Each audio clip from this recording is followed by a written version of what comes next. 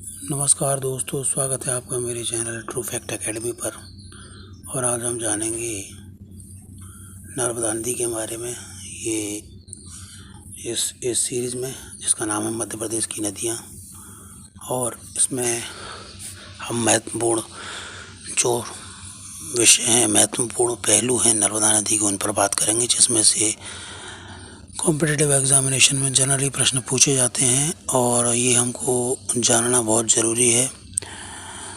ठीक है जी, तो चलिए वीडियो की ओर बढ़ते हैं।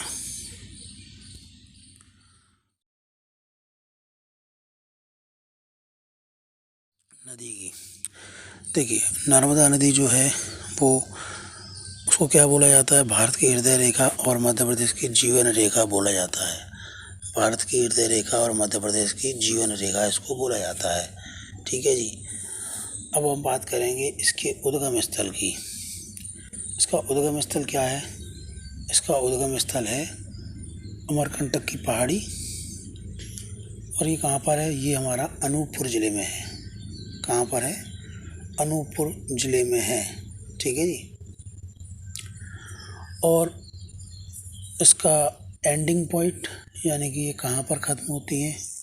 तो ये हमारी कहाँ पर ख़त्म होती है? ये हमारी अरब सागर में, खंबात की खाड़ी में ख़त्म हो जाती है। ठीक है। मध्य प्रदेश में बहती है, उसके बाद महाराष्ट्र और उसके बाद गुजरात में बहती है। तो गुजरात में भरूच ज़िले में जा कर के खंबात की खाड़ी अरब सागर में मिल जाती है। तो इसका एंडिंग पॉइंट है अरब सागर और उद्गम स्थल है इसका अमरकंटक की पहाड़ी। इसका प्राचीन नाम क्या है? इसका प्राचीन नाम रेवा है। ठीक है जी। और इसकी अगर हम लंबाई की बात करें तो नर्मदा नदी की जो लंबाई है, कुल लंबाई अगर आप बात करें कुल लंबाई की, तो कुल लंबाई है 1312 किलोमीटर। कुल लंबाई कितनी है? 1312 किलोमीटर। ठीक है जी। और अगर हम बात करें कि मध्य प्रदेश में इसकी लंबाई कितनी है, तो मध्य प्रदेश में इसकी लंबाई है 1077 किलोमीटर। ठीक है जी। मध्य प्रदेश में इसकी लंबाई है 1077 किलोमीटर। ठीक है जी।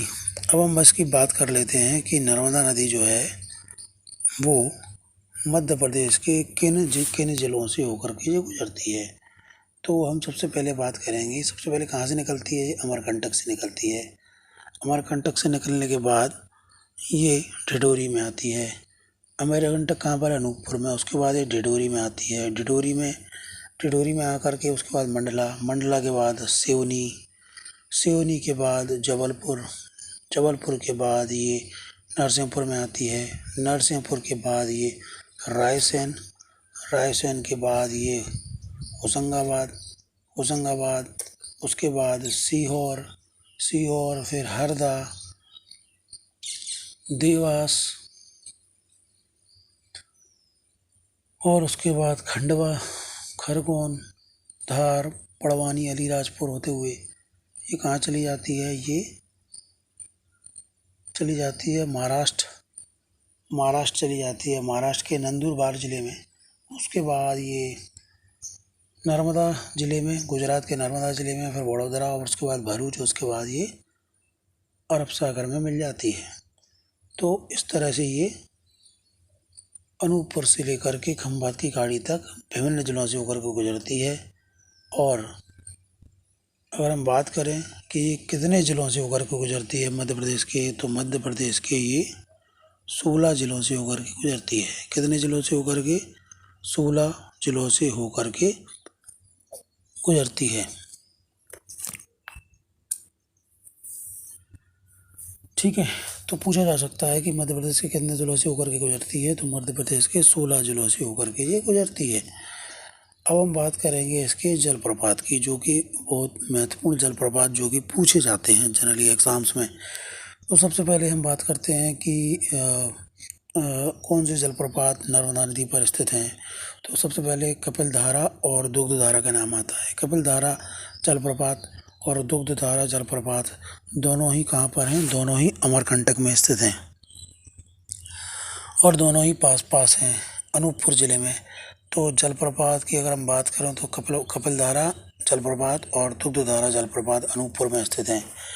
इसके बाद आता है हमारा धुआंधार जलप्रपात या फिर भेड़ाघाट जलप्रपात। धुआंधार जलप्रपात या फिर भेड़ाघाट जलप्रपात। तो धुआंधार जलप्रपात या फिर भेड़ाघाट जलप्रपात कहाँ पर है? ये जबलपुर में है। कहाँ पर? जबलपुर में है। उसके बाद हम बात करेंगे किसकी? फिर आता है हमारा ये मंदार जलप्रपात। मंदार जलप्रपात भी नर्मदा नदी पर है, ये खंडवा में है। और दर्दी जलप्रपात भी कहाँ पर है? ये भी हमारा खंडवा में है। उसके बाद सहस्त्रधारा जलप्रपात, ये कहाँ पर है? ये खरगोन में है। सहस्त्रधारा महेश्वर के पास है। सहस्त्रधारा जलप्रपात ये कहाँ पर है भाई? खरगोन में है। ठीक है, तो जो महत्वपूर्ण जलप्रपात हैं उनकी हम बात कर रहे हैं। ठीक है, तो ये थे मुख्य जलप्रपात, वाटरफॉल, जो कि एग्ज़ाम्स की दृष्टि से महत्वपूर्ण हैं। अब हम बात करते हैं बांध की, कि नर्मदा नदी पर जो मुख्य बांध हैं वो कौन से हैं। ठीक है, तो नर्मदा नदी पर मुख्य जो बांध हैं वो कौन से हैं? देखिए, सबसे पहला बांध क्या है हमारा? बरगी बांध। सबसे पहला बांध कौन सा है हमारा? बरगी बांध। तो बरगी बांध कहाँ पर है? बरगी बांध है हमारा जबलपुर में। बरगी बांध कहाँ पर है? बरगी बांध है हमारा जबलपुर में है। ठीक है, ये पहला बांध है, नर्मदा नदी का पहला बांध। उसके बाद हम बात करते हैं तो उसके बाद आता है हमारा ओंकारेश्वर बांध। ओंकारेश्वर बांध भी इम्पोर्टेंट है, महत्वपूर्ण है। ओंकारेश्वर बांध ये खंडवा में है। एक और है इंदिरा सागर बांध, ये भी हमारा खंडवा में है, ये पुनासा के निकट है। इंदिरा सागर बांध ये भी बहुत ही महत्वपूर्ण, बहुत बड़ा बांध है। नर्मदा नदी पर मध्य प्रदेश का सबसे बड़ा बांध इंदिरा सागर बांध है।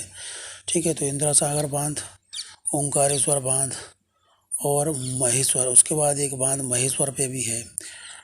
महेश्वर पे भी एक बांध है जो कि खरगोन जिले में है। तो बरगी बांध, इंदिरा सागर बांध, ओंकारेश्वर बांध, महेश्वर बांध, ये सारे बांध जो है नर्मदा नदी पर हैं और बहुत ही महत्वपूर्ण हैं। ठीक है, अब हम बात कर लेते हैं नर्मदा नदी की सहायक नदियों की। तो नर्मदा नदी पर जो है वो हमारी सहायक नदियाँ कितनी हैं?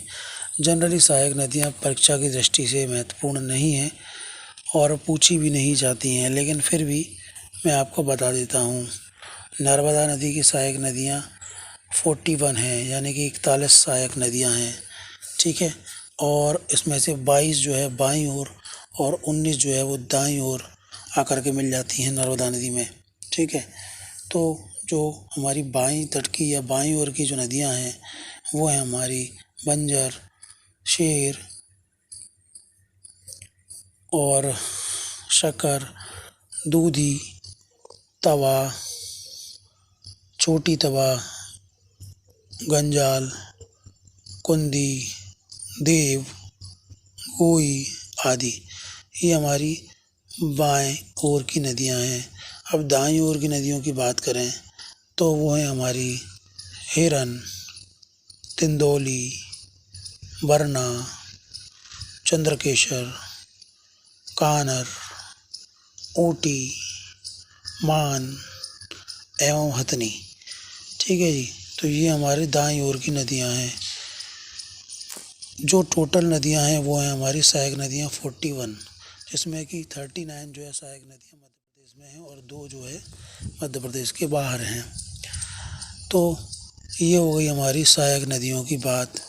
अब इसमें एक और महत्वपूर्ण बात मैं आपको बताता हूँ कि जो हमारी नर्मदा नदी है इसको जीवित नदी का दर्जा 2017 में प्राप्त हुआ है।